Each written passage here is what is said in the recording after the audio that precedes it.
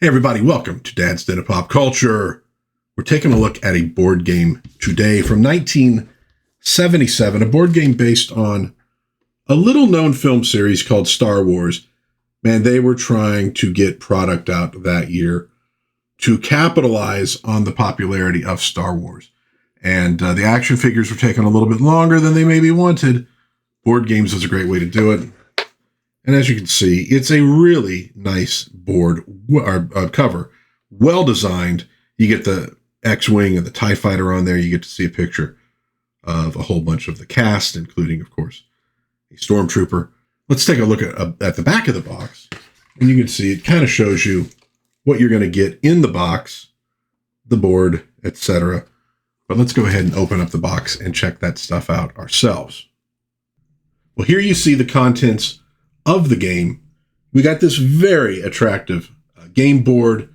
You got the Death Star superimposed on it, X-Wing up here, logo. Now, this is the board you're actually moving on. All of these circles, the different colors do have a meaning to them. We have the Millennium Falcon up here. This is hyperspace, okay? So what you're going to be trying to do in this game is move your playing pieces. Each person has two. From the trash compactor to the Millennium Falcon through hyperspace to the Rebel base. Now, there's a couple things you have to do before you can do that. One of them, you have to get to the control room, at least one of your pieces. And you have to get a set of the Death Star plans. Very important. The other is you have to get up here, the tractor beam, and get a card to show that the tractor beam has been deactivated. And then you're good. Now, you might end up in the detention block.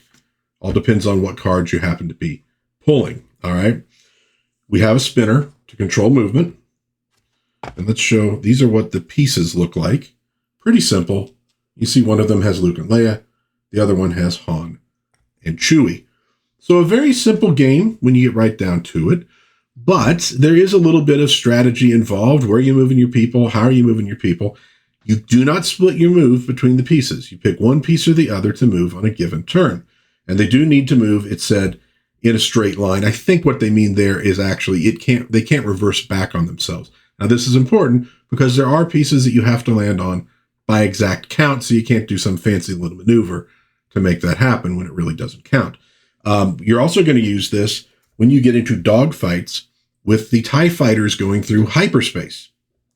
You see on this, it says win, it says lose.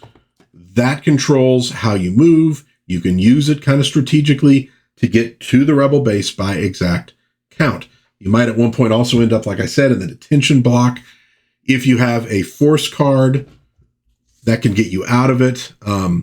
If you spin a 3, you can get out. If you're there for 3 turns, you can get out, okay? Now, the force cards you collect when you land on a blue force space. And they have basic little instructions on them. For example, this one here, Stormtroopers in corridor, lose a turn. Pretty simple stuff. Some of them give you better things. For example, on this one, you find Stormtrooper outfits to disguise yourself, move ahead 4. Pretty standard game stuff for back in the day. The other little bit of strategy that pits players against one another is two pieces can occupy the same space on the board unless they show the same pair of people. So here we have Han and Chewie. If I was sitting back here and I spun a 4, bump, bump, bump, if I land on them and I match them, they go back to the trash compactor space and have to start all over again. So you can sort of go after the other players in the game and hold them back in order to win. So there's a little strategy involved in that. I have played the game with my wife and daughter a couple years back. We had a fun time.